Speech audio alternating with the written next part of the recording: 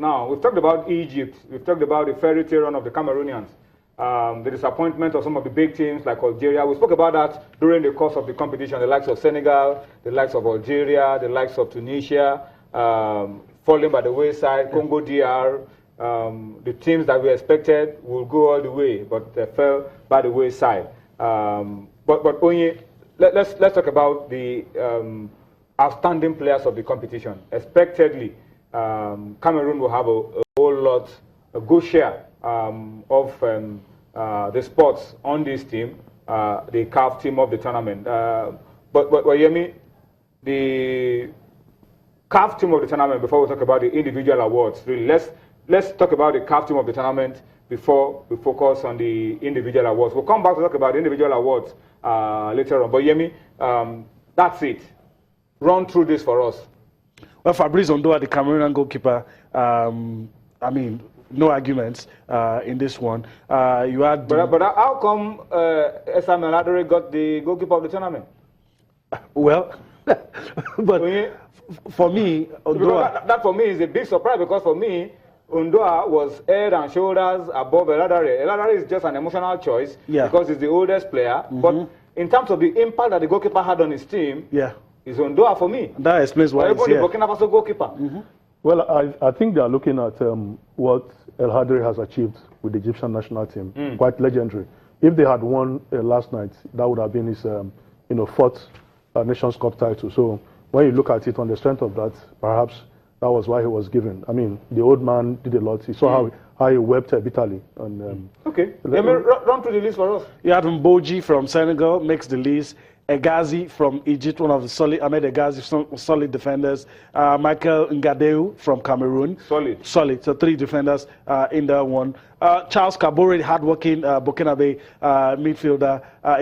Daniel Amati from Ghana. Bertrand Traore, Burkina Faso. Christian Atsu. I mean, if it wasn't there, a lot of people will ask why. And Mohamed Salah of Egypt. Probably those who did this are going for a 3-5-2. And you have just 2 strikers. Christian Basagog from Cameroon. And Junior Kabananga. I like the way his name sounds. It sounds Junior Kabananga. Comes to the punch. Kabananga. That's the top scorer of the championship. All right, but only any arguments about the team of the tournament? I think these guys were outstanding throughout the course of the tournament. Good choice. Yeah, you can't really get a perfect, a side. That everybody will agree with unanimously. Some for emotional reasons. Some, may have their facts. But, I mean, these players have done so well for their teams individually. Kabananga, when you look at where he's coming from, the Kazakhstan Premier League, coming to this tournament and doing so well, scoring 3 goals. Unfortunately, the Congo DR did not, achieve their target of winning the tournament. Then Christian Basagog. I mean, player of the tournament. Oh, a wonderful player. I think Jonathan was so very right when he mentioned the wing play of the Cameroonians. And this lad is, an exciting player. So for me, this should be some of the best players. That all right, let's look at the individual awards now and talk about it. The individual awards for the Africa Cup of Nations, and then we'll just talk around it and see what we can make out of it. The most valuable player, of course, for the tournament, the entire tournament, is Christian Basagog of Cameroon, young lad, full of running, a pain in the neck for wing backs in this competition on the left side, on the right side, very quick. Ghanaians will not forget him in a hurry. And then the most valuable player for the final was Benjamin Mokanjo. Cameroon's captain. It was inspirational on the led night. the line. Yeah, fair play prize went to Egypt. They were, I mean, very decent, very organized, and you wouldn't notice. I mean, no foul play from Egypt. I think this tournament has been noted for the quality of the defending, not for the attackers. Very true. And the top scorer is Junior Kabananga. And just 3 goals. Just 3 goals. Just explains why the defenses and the goalkeepers won the day in this tournament. We've seen fewer goals. The top guns didn't bring their scoring boots. No major upsets, but it just didn't. It wasn't a wash with goals like some of us would have expected. Christian Basagog. At some point, a lot of people were accusing him of being a one-dimensional player, being predictable. It could be, but the fact that it was unknown made it difficult for anybody to plan against him. The surprise element. But that surprise element is gone now. It's gone now. We know these guys. He has to bring a lot more. Yeah, and the young man has done well for himself. You know, he plays in the Danish Super League. I mean, now probably if he continues this way, he's likely to leave. Step up. Step up. But you can't take away anything from his game. This young man is full of running, very exciting, and when you are very quick, it makes it very, very difficult for the opponents. And this is what Basogok brings into the game. And for the Cameroon national team, you know, they are not noted for so much flair. And apart from when Patrick Mboma and Samuel Eto'o played for them, and then they are always very, very defensive. When they get a goal, they seal it up. That's the end of the game. That's the end of the game. But he has brought another dimension to their game. And this time around, they didn't get a goal first. They conceded. They got the equalizer. They pushed forward and got the winner. It's an amazing story for the young Lions. Young Lions can be very devastating. I think we should spare some thought for El Adari as well. We're probably never going to see that kind of moment. Probably never going to see that kind of moment. 44-year-old, not just setting a new record, but being influential in some of the games. And the fact that Egypt played this competition with just one goalkeeper? Just one goalkeeper, kept them in. You know, he could receive some flack for some of the goals in the final, but then you can't take anything away from the performance. I mean, you don't expect a 44-year-old man to be jumping like around. A cat, no. You know, he wasn't going to be there. No. And that was why the central defenders were very key. But on the final day, the pressure was just too much, and the Cameroonians knew what they wanted to do. Yeah. They won all the 50-50 balls in the second half, put a lot of pressure on the Cameroonians, and not a surprise that they couldn't hold it till the end. So congratulations, the Cameroon, for winning. But guys, let's talk about something very interesting. Hector Cuper, the coach of Cameroon, going into that final. Coach of Egypt. Wow, I beg your pardon. I'm mixing it up. Coach of Egypt, Hector Cuper, he said a lot going into the final game about the bad luck that had trailed him going into final games. Yemi Adebayo has put something together on Hector Cuper and the jinx around cup finals. Yemi? Yeah, when he was in Mallorca in 1997, he lost the Copa del Rey, the final. 1997 was about 20 years ago. Yeah. So the 20-year-old jinx is still following this man. Yeah, the same Mallorca got to the Europa League. It wasn't the Europa League then, it was UEFA Cup Winners' Cup. Lost the final as well. Although in Spain, he won the Super Copa, which was, you know, because they were in the final of one of the competitions. It got to Valencia, year 2000. I remember this one. Champions League final. Lost against Real Madrid in the final. With Valencia again, next year, lost with Bayern. I put Inter. Penalty kicks. Yeah. Inter, he lost the Serie A. It wasn't a cup. It was a league. But he lost on the last day. The final day. He lost on the last day. And when he got to Greece, Aris Thessaloniki, he also lost the Greek Football Cup. The final. The final. And then this one that we all know. And then he came to Africa. Maybe something good will happen. No, it didn't happen. Indomitable Lions of Cameroon. They had something to say. Not here. And interestingly, that was the second time that Egypt will be losing in the final of the Nations Cup final. The last time they did it was long ago. Very long. I mean, I can't even remember the year, but it was to Ethiopia. In the last 20 years, you could take it for granted if the Pharaohs of Egypt got to a final. And it was Cameroon that was their opponent. The Cameroonians were sure to lose. But this time, the fortunes were turned. Yeah. All right. So maybe Hector Cuper, the next time you lead a country to the final on the African continent, just step down on the eve of the final game and then come back. But no winners for that for you. And when I look at Cameroon, I'm happy for them. But there's a pinch of sadness somehow whenever I see Cameroon and look at the number of African Nations Cup they've won. They've won 5. But 3 of those 5 against Nigeria in the final. Against Nigeria. So you're wondering if probably we are. And they are hosting the next one.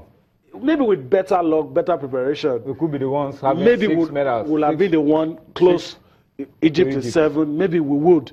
No, there's a long time. There's a long time ahead of us. Many more years ahead of us for us to be consistent and to catch up with Egypt or whoever. I hope we do. But we have to start being consistent, not missing out on opportunities like this, and then going all the way. The Cameroonians are back home, guys. Of course, you can expect that the whole nation, those who didn't even know that they were going for the Nations Cup, now know that they are back. That's the story of Africa. A lot of issues about bonuses, allowances. While they were preparing for the competition, they left quietly. A lot of, we won't play unless you pay us. But now, They are champions. Everybody is receiving this team. The whole of the country is on. Like you said when I was bringing up the issue, the money will come out.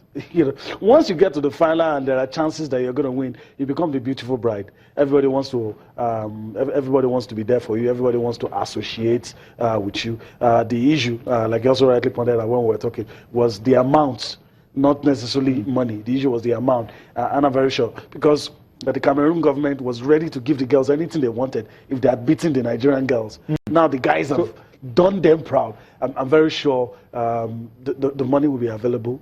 The manager and everyone involved. Okay, let's try and see if we can get the pictures of the Cameroonian team when they got back home.